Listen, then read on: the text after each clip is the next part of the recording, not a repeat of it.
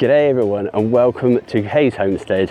On this particularly feral, cold, windy day, I thought this was a great opportunity for me to get out and film this content because this is probably one of the most top comments that we get on our channel, is that we are living their dream. And this comment is, although very flattering, it can be a little bittersweet sometimes because, I mean, it's very humbling. It makes you feel very grateful that you are living this life and it's such a great way to live, but makes you feel a little sad that some people feel as though that this dream is just so far out of reach and almost unobtainable, and they're not even sure where to start or even how to get started and what's needed to be able to get to this point. So, as the title suggests, in this video, I really want to offer up some of my tips and just bits of information that helped us get to where we are, but also things that you might want to look out for when buying a homestead, because often if something feels a bit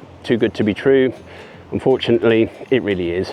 And on top of that, we want to go into what it takes to not only start a homestead, but to continue to run a homestead and support yourselves whilst realizing this dream. If you clicked on the video, I think these are the answers that you're obviously looking for. So hopefully if we can change at least one person's life and get them onto a homestead of their own, then, well, we're already on the way. And the reason that this is so important to us, and the reason why I feel it's so important to help people realize this dream, is because it sort of ties into our bigger picture of why we actually moved here and why we started doing this. Because a lot of small scale production and a lot of small farms are disappearing, and that local community, locally grown, locally supplied produce that we relied on for centuries is just disappearing, and big ag is just taking over. And we know that big ag is not only bad for the environment, but it's also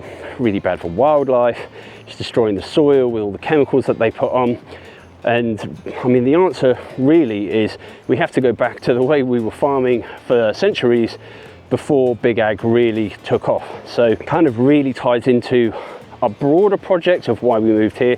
I won't really go into too much detail about that in this episode because, I mean, that rabbit hole goes very deep. So I will just stick to the information that will help you realize your dream, move on to a homestead and start living it, because I feel like it's really important that those who really feel passionate about getting here and doing this and living their dream, they really deserve that chance. And I would love to offer up anything I can to help you realize that dream.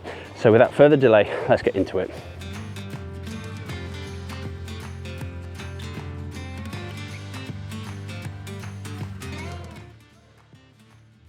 Oh. Okay, so we're out of the wind, but not the cold. So the first critical step to achieving your dream is, number one, make a plan.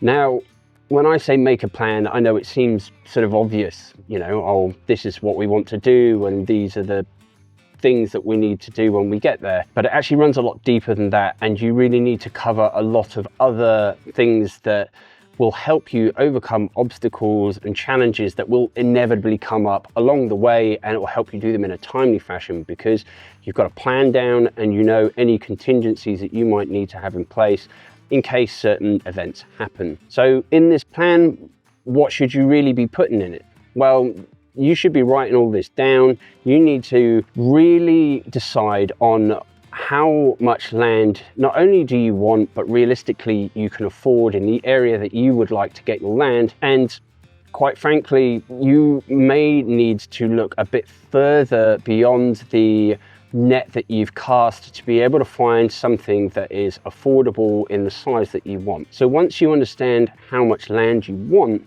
you need to also make a plan for how you intend to use this land and how you intend to use it to make you money. Because ultimately, if you want to support yourself in this dream, you need an income to be able to support your bills, your mortgage repayment, and all of the rest of the things that come with owning a homestead. So equipment, servicing, feed for any animals that you've got, the list really does go on. So you really have to consider all of these expenses in that process of the planning. So when you understand how much land you want to buy and where you want to buy it, the next step is you need to actually go out and find properties that sort of fit this bill. Now, I'm not saying go out and find your dream property. I'm saying go out and find properties that are similar to what it is that you're looking for, because chances are by the time that you actually get ready to buy, the property that you have seen won't be on the market anymore and you'll feel a bit disappointed. Putting this plan into action and making the right steps will mean that when that right property does come up, you're not only ready to go, but you've got a plan in action that you can just start moving on, and you will realize your dream a lot quicker. So once you have this plan in place and how much land you want and how much it's going to cost, you also need to work out what you plan on putting on the land and how you intend on making money from it. So are you going to do livestock? Are you going to do beef? Are you going to do sheep and lamb? Are you going to do poultry and eggs? Are you going to do crop? Are you going to do flowers? There is endless possibilities. Olives, olive oil, honey, nut. There are lots of things that you can do with land, but you need a plan. You need to understand that there has to be an income stream for you from this land within a certain period of time after you move on to it. And this is critical so you don't run out of money and end up losing your farm and having to sell up because you can't afford to live like that anymore.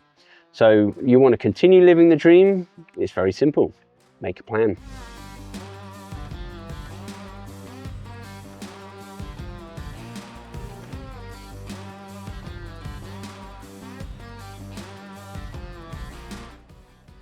Okay, less cold and windy in here. So my second step is to speak to a broker.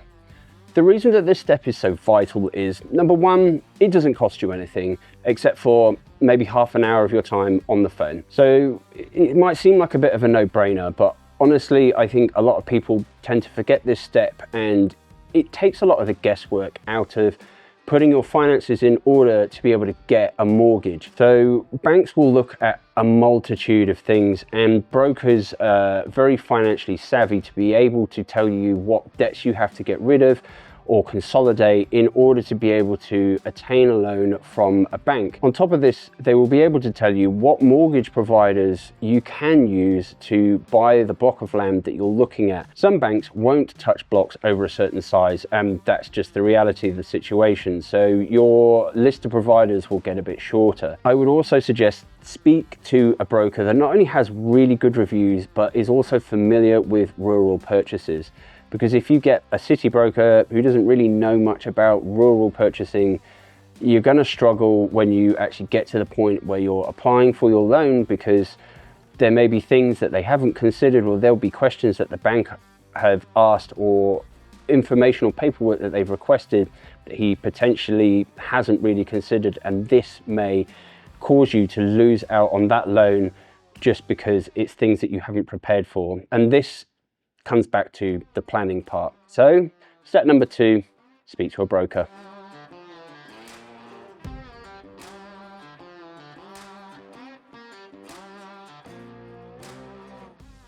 Tip number 3 is do your homework. Now, this might seem like common sense to a lot of people, but realistically, I think some people overlook some of these things, and ultimately it might end up costing you a lot of money, or worst case, you might even have to sell the land or knock a building down, and these are things you really have to avoid. So by doing your homework, check in the contract and read through everything. Make sure that the septic has council approval for operation. Make sure all the buildings have had planning approval or any extensions. Check all the infrastructure. Check the boilers. Like, that was one of the things for us that helped us negotiate prices down, was things that were already broken that we really had to change and fix when we got here. So both the boilers in the house were buggered, and we had to replace both of those, and that is quite costly. So that also helped us negotiate the price. Things like rubbish left lying around. Is it a walk-in, walk-out contract? Are they going to be leaving everything here, or are they going to clean everything up and leave you with a nice blank canvas? So all of these are negotiating points, and you have to use this to your advantage. So when you're actually looking at a block of land, sometimes if it seems a little too good to be true, it often is. And that's just the unfortunate reality of it. And a lot of the time, land will be on the market for way more than it's worth. So some good things to look at when you are looking at your dream homestead and you would like to purchase it, and you want to get a little deeper into that property and what it's going to take to turn it into your dream. There are things that can help you get a better price, like how long has it been on the market, how many times has it changed agent, how many times have they changed the price on it, has anyone actually made an offer on it, what's the state of the land like, are you going to need to do extensive work just to be able to turn it into a viable income. These are all things that we can leverage in order to attain a much better price. And by putting it to the vendors and saying, well, this needs to be done, this needs to be done, that needs to be done, this is a mess, this doesn't have approval, there's no paperwork for this, and all of these things can help you negotiate the price down, especially if it's been on the market for a long time. There is a reason that no one's chosen it, so use that to your advantage.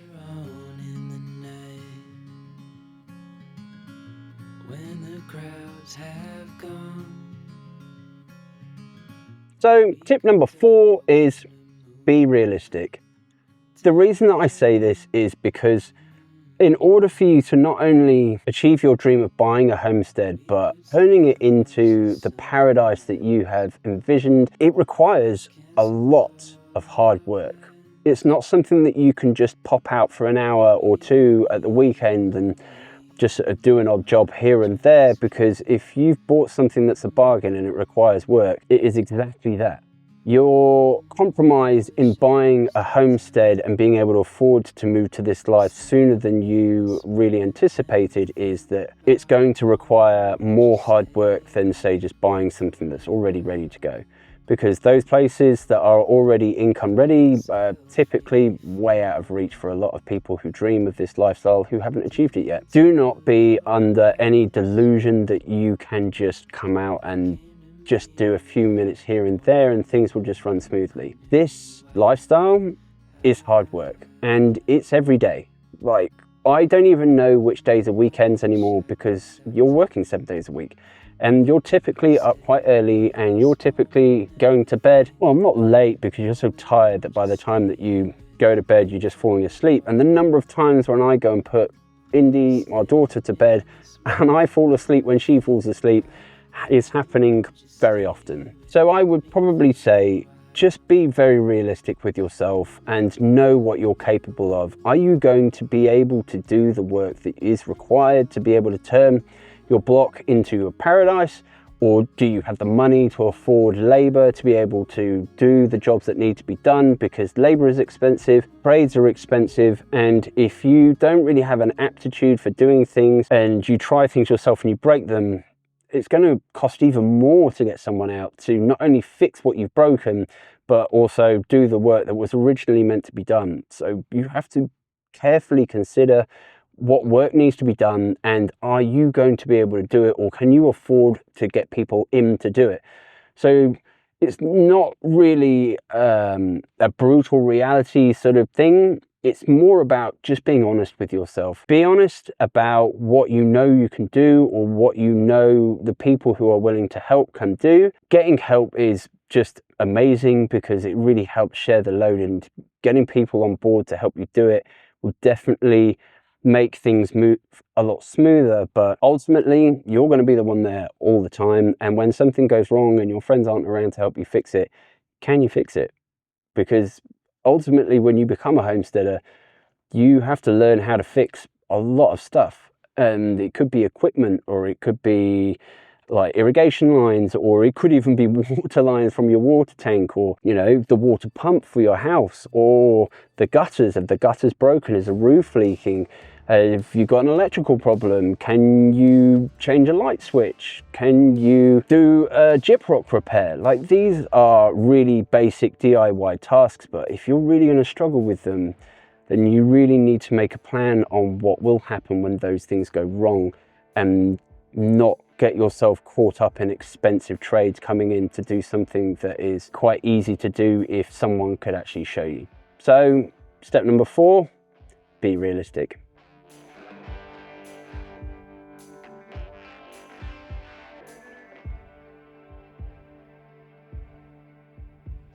So number 5 is, what are you going to need to start a homestead? What equipment do you need? What tools, etc.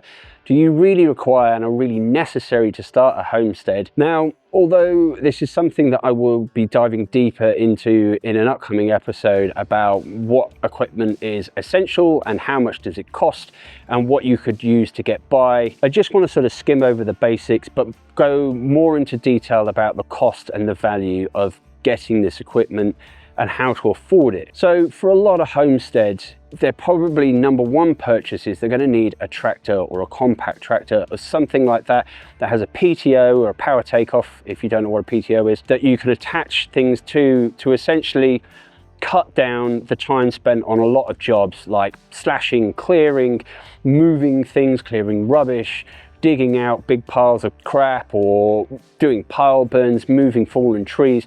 A compact tractor is quite a useful tool to have around. It's generally number one on people's lists. But how do you afford a tractor when you've just spent so much money on a farm?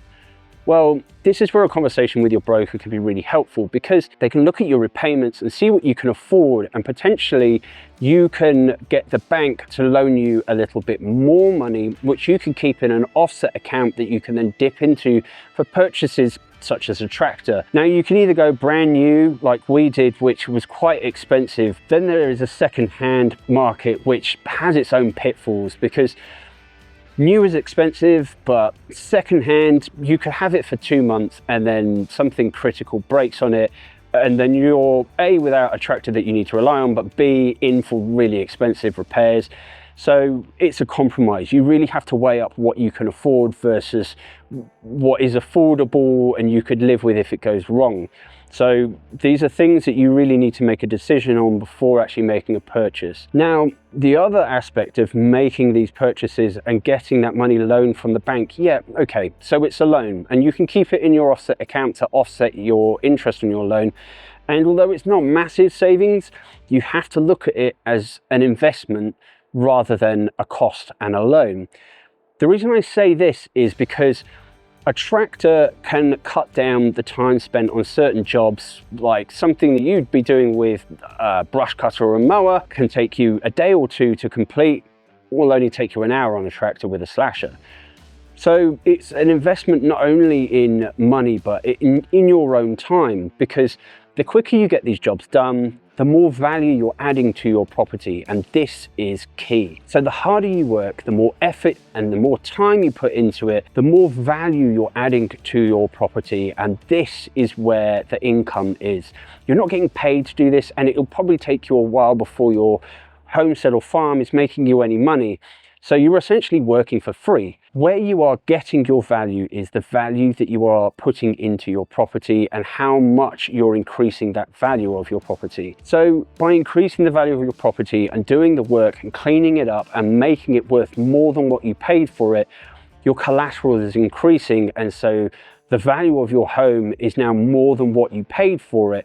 And so you then have equity in your home. By having equity, you can then offset interest on your repayments, or, I mean, not something that I would advise is to dip into your equity to use to buy equipment. The reason I say I advise against it is because using the equity in your home to buy things can often be a bit of a spiral, and it can cause more problems than it really solves, because you're essentially borrowing more money and you're increasing the loan, which really is a bit counterproductive. Your main goal really should be decreasing that loan, not increasing your repayments. So by adding value to your property, doing lots of hard work, making it worth more by putting in that time and putting in that effort, you are paying yourself through the value increase of your property.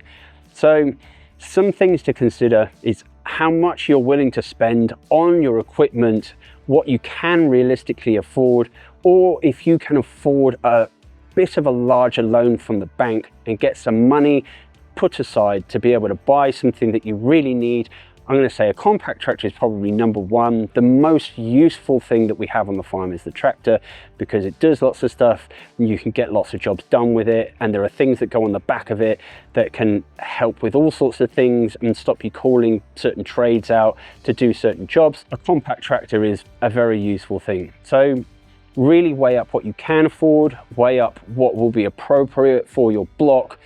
Don't get something that's massive on 20 acres, like that's just not smart. And I mean, on the other side of the coin, don't get like a 20 horsepower super compact tractor when you've got 120 acres, because it's not going to be able to carry equipment that's big enough to be able to do certain work. It's going to move slowly. It's still going to take you ages to do things. You may as well be using a lawnmower. So really consider what you really need to be able to use on your land and plan accordingly so you don't end up breaking the bank or breaking your back.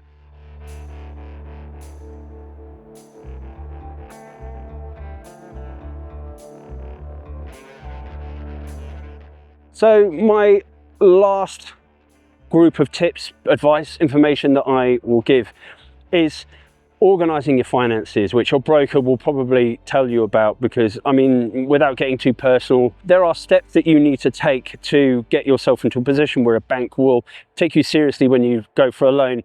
And that is getting rid of as many debts and as many loans that you physically can. So number one, the first things you should get rid of, if you've got any of those buy now, pay later things, get rid of them. You need to pay them off and close your accounts, because once you pay them off and close your accounts, this helps your credit score for a start. But then paying off things like credit cards, this is another thing that I will say is an absolute trap. Stay away from credit cards if you want to get a loan, because if you've got large outgoings, or if you've got large credit card debt, it's really going to damage your ability to get a loan from a bank. So paying off those credit cards will not only boost your credit score, but it will also help you get in a better financial position to be able to afford your repayments. Because if you can't afford your repayments because you've got credit cards going out every month or latitude payments going out every month, the bank they're not really going to take you seriously, because ultimately, if you've got all these other expenses, they don't think you're going to be able to afford to pay your mortgage. And realistically, it might get to a point where you probably won't be able to pay all of your bills in 1 month due to money flow problems. So this is something that I think is probably quite critical that you have to think about when you're considering looking to buy a homestead. You need to get rid of your debt. You need to get rid of things like credit cards and buy now, pay later things, because they will just damage your ability to get a home loan. So I think my last tip, which I mean, brokers will help you out with anyway, and they'll help you put your finances in a position where you can afford to pay your mortgage repayments. My last tip is try and get rid of as much debt as you can before applying for a home loan. And I know that seems really hard for a lot of people, and especially in the cost of living, you are going to struggle to not only pay your bills and put food on the table, but paying off those things, it's incredibly difficult. And I understand, because I have had credit card debt, and I have had just ridiculous, sums that I owed credit card companies, and I struggled with it. But I knuckled down, and like my tax refunds at the end of the year and any little scraps of extra money that I got, any overtime, any little extra jobs that I did, I just pushed hard, and I tried to find as much money as I could from as many places as I could to pay those off. And I mean, we did it. Like, it was one of those things that we had to do in order for the bank to give us our mortgage. And I think for loads of people, they're just like, well, I can't pay these off, like it's impossible. And they are a trap, and the banks are absolutely feral when it comes to credit cards, because it is just such a money grab, and it earns them so much money, and it really puts people under a lot of financial hardship. So if I can advise anything, is stay away from credit cards and try your best to find extra money anywhere you can, overtime and extra jobs, working on the weekend. You need to be doing these things. You need to be putting in that extra effort if you are going to be able to boost your income and afford to get rid of debts and put money aside for your home loan. So my last tip, even though your broker will probably speak to you about it when you speak to him, her, them, sorry, that's not very politically correct, is it, to us? They will also like advise you on how to get rid of these things, or what you need to get rid of, and what to go about consolidating, because they're financial advisors and they know finances very well. But I'm just offering up my own experience and my own obstacles that we overcome to be able to afford to get here. So paying off loans, paying off cars, all of that sort of stuff, I'm going to say is pretty critical to getting your finances into a good position where a bank will likely approve your home loan.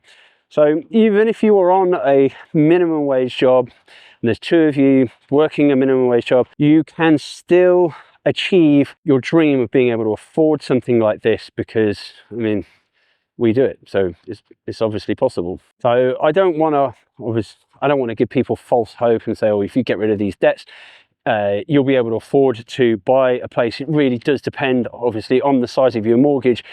You're not going to be able to buy a place for like 1.5 million on minimum wage. That's just not happening.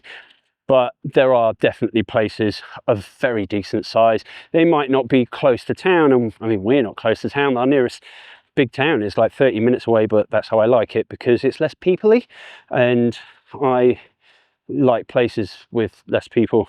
I like the quiet. So yeah, number 6, sort your finances, and a broker will be able to help you do that, and hopefully they can get you a roadmap to being able to afford your dream a lot sooner than you think.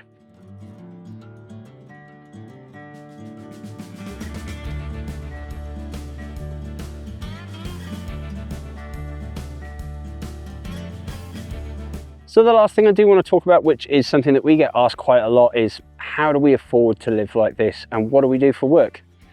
Well, Danny and I have a startup, and we work within, I guess you would say, the blockchain space, which I think a lot of people will only really associate with crypto, but actually blockchain technologies applies to quite a lot of things, and our business does some quite interesting stuff without getting into too much detail. But anyone who has owned their own business, you will know that when you own a business and you're just starting out, you really don't pay yourself very much at all. In fact, we are on minimum wage. So if that offers anyone any sort of hope, is that even on a minimum wage job, you can still afford to pay a mortgage and you can still afford to pay your bills. Now, I know some of you will be saying, yeah, but what about YouTube? YouTube must pay you some money. I can't really call YouTube an income revenue, because quite frankly, what I actually get paid for my videos is so small. Anything I do get paid pretty much gets spent on more content, which is, I mean, just why I do it anyway. So any money that YouTube does give me, which is quite frankly peanuts at the moment, it all just gets spent on what I'm doing here. So it really couldn't be an income revenue stream, not for now anyway. So I hope you guys have found this video useful, and even if I just change one person's life and I help at least one person realize their dream of moving on to their own homestead and getting their own slice of paradise, then, well, that would make me happy. Everything that I've mentioned in this video, it's just my own experience and information that I relied on when we were buying this place. So please don't consider it any sort of financial advice. Go and speak to a broker. They should be able to help you with any financial questions that you have and really put you on the right stead to getting into your own homestead. So thanks very much for watching. I really appreciate your support. Leave us a comment, drop a like, even subscribe to the channel. We've got lots of stuff coming up. As I mentioned earlier, I've got a video that I'm working on about equipment, how much it costs, what's really essential for starting up a homestead, and what can you do without until later on down the track. And then I've got another video about the size of land, so you kind of get an understanding for really how much land is, say, 10 acres, 20 acres, 50 acres. So if that's something that you are interested in, consider subscribing to the channel. We've got lots of content coming up. There are lots of things happening over winter, so there is endless supply of things getting done here. So thanks very much for watching, and thanks for your support. I'll see you around.